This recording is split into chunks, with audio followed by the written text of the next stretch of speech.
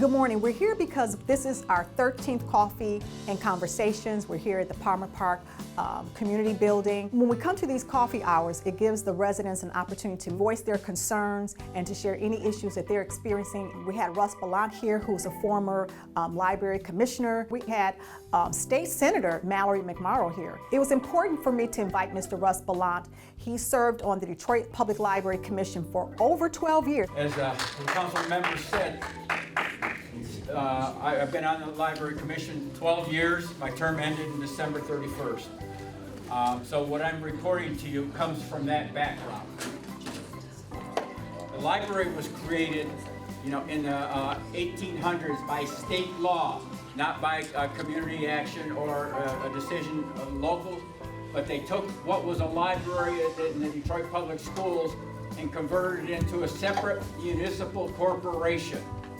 In 1881, the law said that the school board will appoint the library commission, and it's been that way ever since, despite modifications of the law in 1901, 1903, 1921, and so forth. There are attempts today to get that changed, and it's being initiated by the administration. I always believe it's just very important, not only that you hear from your local officials, but you also have an opportunity to hear from your state officials. She shares some things that she is doing on the state level. She also talked about the committees that she is the chair of. So I'm really proud to be here. We are now in the new Democratic majority.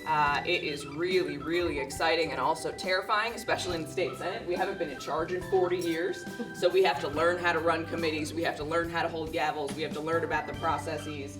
But we sent a bill to Governor Whitmer's desk in record time. She signed a bill in January, a supplemental budget bill that includes $150 million for water shutoff prevention. It has funding for community housing, so many good things that we've been advocating for.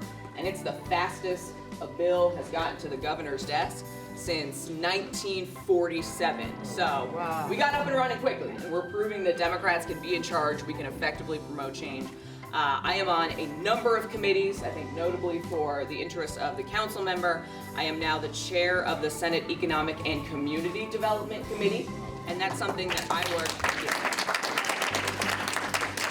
It's a committee that I worked really hard to restructure. I was the minority vice chair of the Senate Economic Development Committee last term, and it was frustrating for me for 4 years to see that everything we did was just tax incentives for big companies.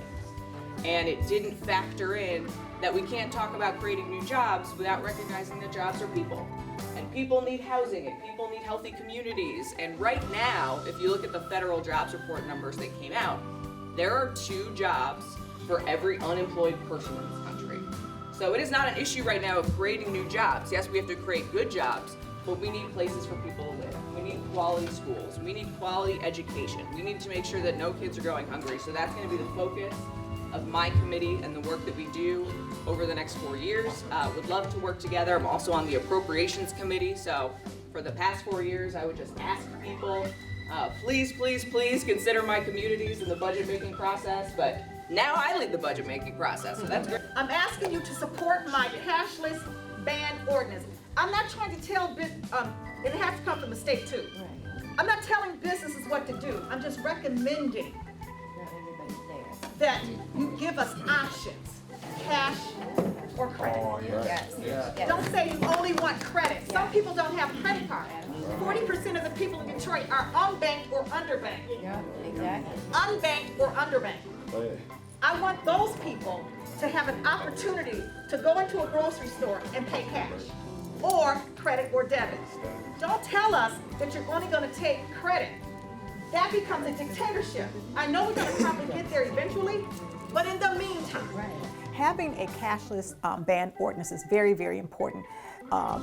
We have to make sure that we offer consumers options, hoping that my colleagues will support this ordinance because it's the right thing to do for the people.